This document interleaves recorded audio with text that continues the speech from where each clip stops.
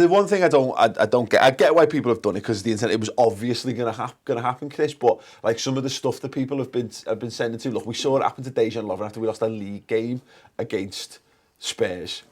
You know, like on the grand scheme of things, who cares? It was inevitable that some people were going to lose their heads big time. Like, but the thing about it is, I mean, there's just no need. There's just no need to be. You know, here's the thing.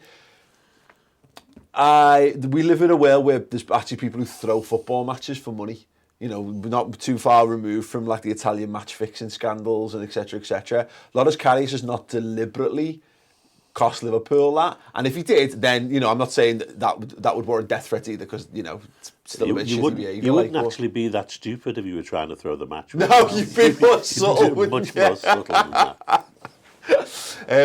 But yeah, I think the reaction of people. I think people forget that he's a human being, and there's no one wants to get to the biggest game of their career and have it go as horrendously bad as it's gone. No, of course you don't. And listen, I read a really interesting piece by Jonathan Northcroft.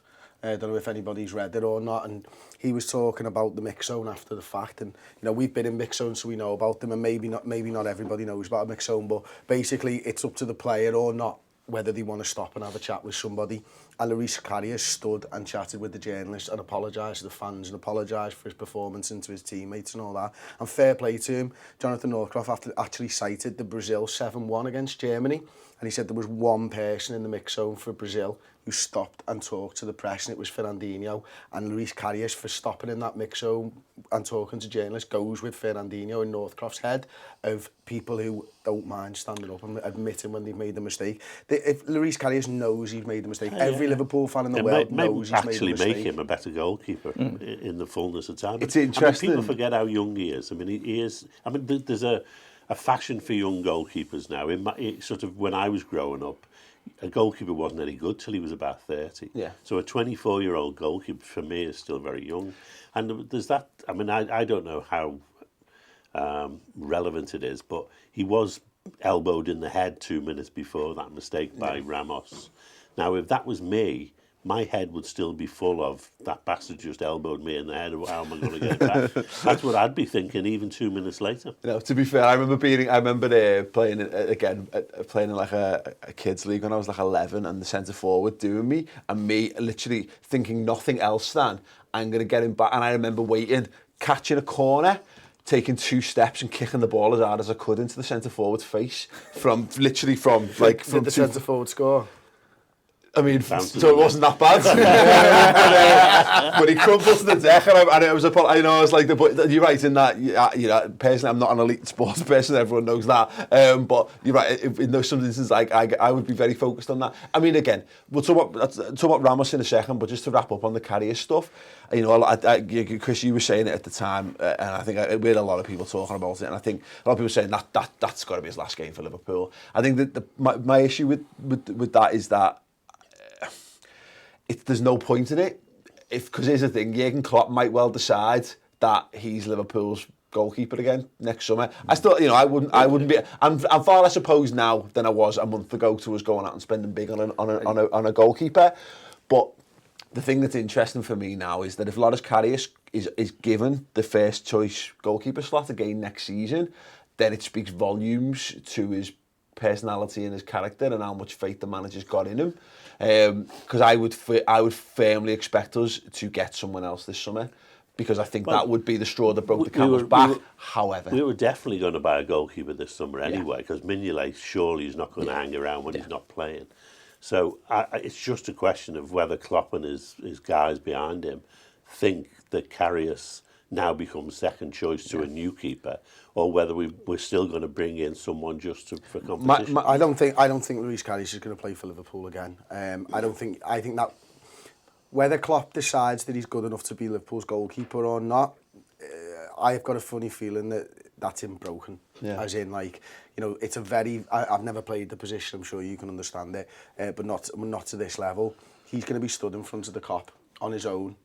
There's going to be 54,000 people there wishing bad things upon him and wishing that he wasn't stood in between those sticks. Not bad things upon him. I wouldn't say 54,000 people. Also, every ground he goes to is going to be on his back. Yeah. That is the loneliest place in football when you make a mistake. I don't think Klopp will sell him. Certainly not this summer. he'll sell Mignolet. He won't sell both of them. Yeah. I don't think, anyway. I'd be really surprised if he did. So Karius is going to be our number 2, and he's going to play games. He's going to play in the league. I think there's a very good. It still wouldn't shock me to see him. Think about how many times we've all been like, well, that player hanged during quarter because he had a bad performance, and then they've come back in. Yeah, I think it's just a little bit different. I think you're talking about the Champions League final. You're talking about a position where you can't hide when you're in goal there. And I've seen it with keepers over the years at Anfield, where every time they get the ball, there's a moan and a groan. That is just going to get worse and worse if he plays for Liverpool again. Yeah, and the fact I don't think no one was. Well, not I won't say no one, but a great many of our fans weren't convinced by him anyway. Yeah. So. Well, he's made himself the new Alberto Moreno, only tenfold, hasn't he? Unfortunately, and the thing I would say on this is that if. And it's an if. I don't know. Like I say, I've got no. The remaining qualms I had, I've got no. I'd have been happy for Liverpool not to bother spending big. I'd have been happy to just replace, to have a competitive goalkeeper to play alongside him. If Liverpool, I would now be more inclined to say let's just go and spend whatever it takes to get someone who's properly made it right now. But what I would say is, if he can come back from that, and it's a big if, then we might have found a long-term goalkeeper, because if mentally you can get yourself back and you can perform, having made the mistakes like that on the biggest level, then when you consider how many mentally weak goalkeepers we've had, and it's been every goalkeeper we've had, with the exception of Ray Clements, Bruce Grobbelaar and Pepe Reina, then that's something that you actually can't qualify. It's something that you can't guarantee when you spend money. We'll have to see. I think he has to come back fit, and I think in many ways it could be the making of him, because I don't think you can say to him before the Champions League final, by the way, I'm buying another goalie in the summer, and he's going to be number 1, because then you've got the situation of Mignolet wants to go anyway, and then Karius is probably making things about, well, if I'm not going to play and I'm not going to be number 1, I want to go. I think now you can go to him, and maybe he goes to Klopp instead and says, actually, do you know what, I need to build the team for a bit, and like for my own benefit as much as anybody else's, you know what I mean? But the flip side of that is, I don't think there's that many goalies in world football who we can go out and get in the summer who are great. There aren't many great goalies. So to kind of write them off, not just internally, but as a fan base, you're probably going to need them in August. The problem is not, the problem is not him coming back in for the first game of the season. I don't think that's the issue. The problem is, it's like the Moreno situation of, the second he makes a mistake, and every goalkeeper makes mistakes, doesn't matter, the best goalkeepers in the world make mistakes, that gets dragged back up again, and I don't know how you then go about. It's whether you can ever heal that, I think, is the real issue. But it's going to be a big decision for the manager to make in the summer. I think Klopp will know that he's got within him the ability to destroy his career. Yeah. And I don't think he'll do that. Yeah. I think he'll keep him and he'll nurture him and hope that he comes good. Yeah. But in the meantime, I think he is going to buy a keeper, and you might as well buy a very good one if you're going to buy one. We need to strengthen that position anyway, don't you? As you say, we definitely need to buy someone regardless. Unless Mignolet's now saying to Klopp, I'm definitely your number 1, mate. Jesus Christ. Jesus Christ. There we go. There's a little bit of perspective for you. Simon Hughes just said it looks like Ward's going. It looks like Mignolet's going. So it's 2 or 3 that we're buying. Yeah. Well, yeah. Job lot for goalkeepers.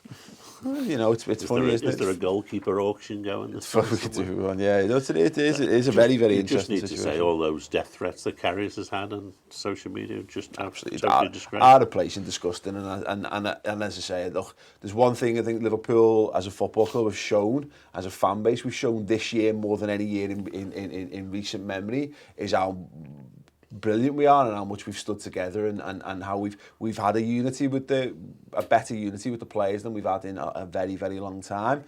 And if anyone's taking time out of their day, out of their life to threaten the life of anyone, let alone a Liverpool player, when you're meant to be a Liverpool fan, it's complete horseshit, and you probably want to consider where you're going with your own life, and let alone as your fandom of this football club. So yeah, totally cannot back that in any way, shape or form here.